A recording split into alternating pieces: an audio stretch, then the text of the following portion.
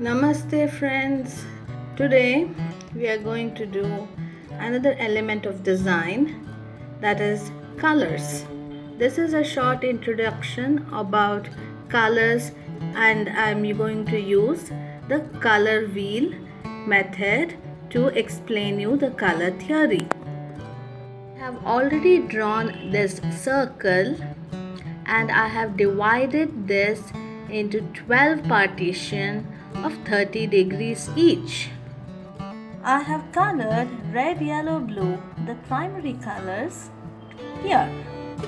So if you see, the primary colors are colored at a distance of 120 degrees angle apart.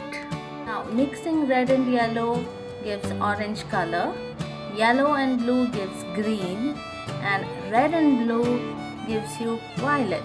I have colored this appropriately in the given. These are called secondary colors.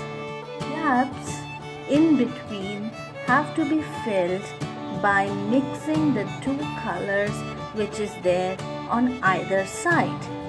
The new color that is formed is called the tertiary color. These colors are again categorized into few more groups. An artist or a designer are very much aware of this, and I'm going to mention them. The first one is triadic color combination. That is, in the wheel you have to select 3 color combinations which are there at a distance of 120 degree each. So here it is. It could be any 3 color combination. Choosing colors exactly opposite to each other is called complementary colors.